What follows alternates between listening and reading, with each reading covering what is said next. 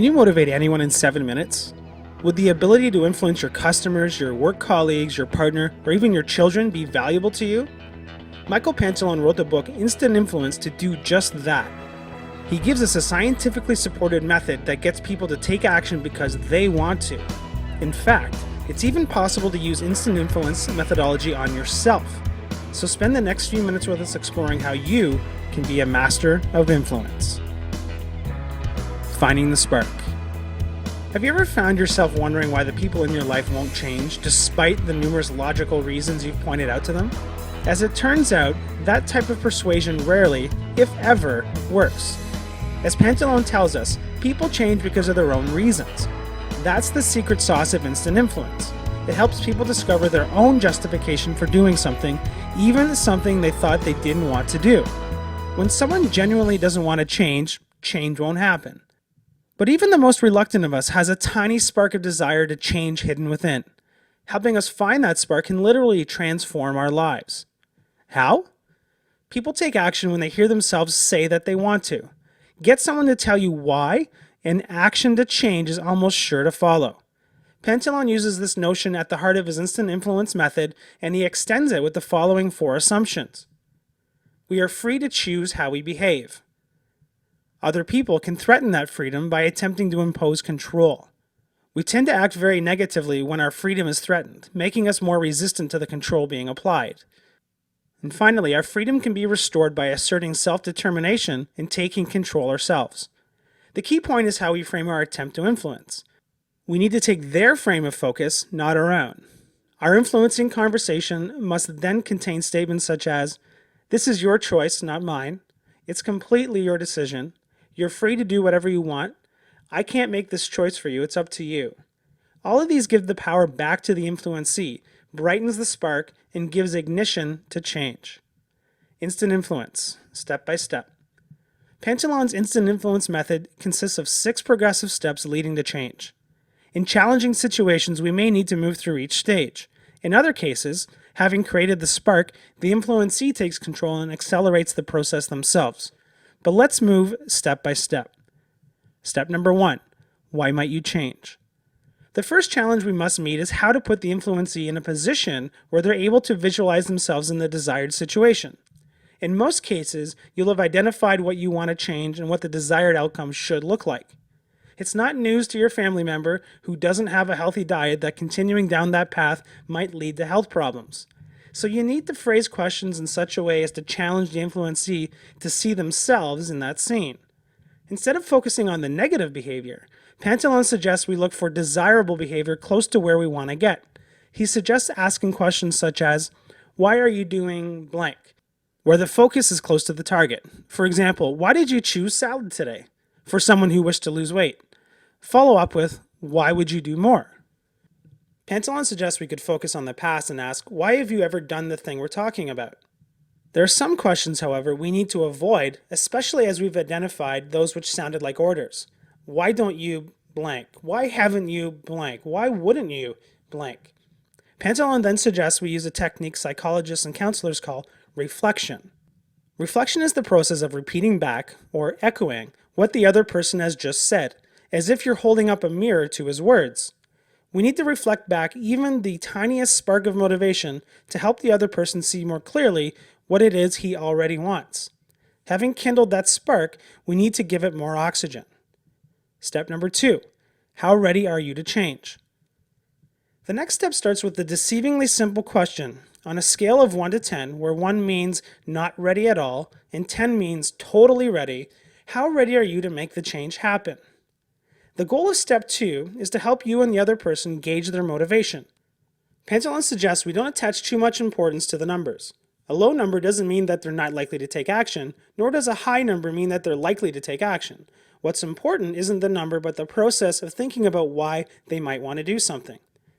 We move then quickly to step 3. Step 3, why didn't you pick a lower number? This is where the technique gets interesting. Why would someone who they think is trying to encourage them to do more ask why they didn't do less? If somebody picks a low number, this will usually stop them in their tracks. Then they'll start thinking of the reasons why they didn't choose a 1 instead of a 3. This is where the person starts to uncover some real reasons why they are ready to change. The critical part is that the reasons for change are coming out of their mouth and not yours. They're no longer being told what to do and will now feel like they're ready to make the change because they want to. This is incredibly powerful stuff. Step number 4. Imagine you've changed. What would the positive outcomes be? Here's where we start to crystallize the benefits of change.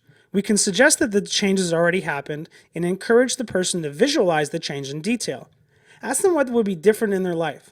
What would they be able to do now that they've changed that they couldn't do before? If you feel like things are going really well, you can even ask them to give a deadline of when you think the change will be complete. Pantalon's research has shown that the people are far more likely to change if they think of the upside of changing rather than the downside of not changing. Step number 5. Why are those outcomes important to you? In step 5, we're going to get close to the visible change itself. But before then, we need to once more take the frame of the influencee. Pantalon asks us to ask them to dig deep for reasons to make the change. The familiar 5 whys technique is of value here. Ask, why are these outcomes important to you? And then for each answer, ask why. By the time you've got to the 5th why, you've most likely reached a true personal reason, close to the heart of the influencee. Don't be surprised if they become emotional at this stage. It's sometimes quite a journey. Invariably, the answers move almost magically from the practical and impersonal to the heartfelt and deeply personal. Again, the technique of reflection is valuable. The influencee needs to hear back how you understand how they're hopeful, what they want, why they want it, and how they truly believe things could be better.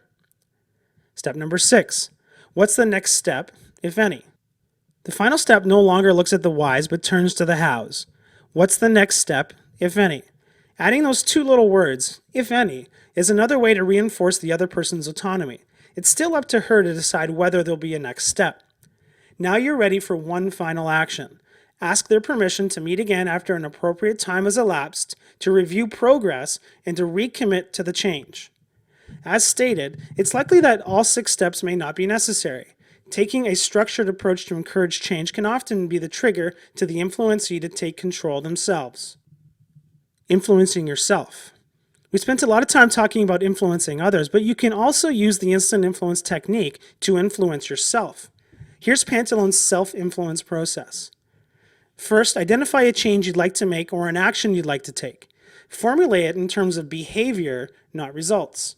Second, write down the first instant influence question, why might I change? And then write down your answer. Move on to the next step, writing down your answers until you reach step 5. When you get to step 5, write why and then answer. Repeat 4 more times so that you've asked and answered the 5 whys. When you reach step 6, choose a small, manageable step and pick a time that you'll check back in with yourself to review your progress and choose a next step. Finally, a few guidance tips. Pantalon gives us the following advice when we use the instant influence method. Start small. Keep looking for smaller and smaller beginning steps until you find the one that feels safe or that you can least visualize doing. Allow for the possibility that any problem might have many different solutions. Focus on action, not decisions. We often focus too much on the how when we really should be looking at the why. But sometimes the how is the problem, and acquiring skills may be all that's needed to get the ball rolling. Don't judge or self-censor. Just be open to the process. Prepare to be surprised. You will almost certainly learn something new about your own reasons for wanting something. Trust the process. You may find yourself taking action almost without realizing it, so don't feel like you need to force yourself. Have you consulted an expert?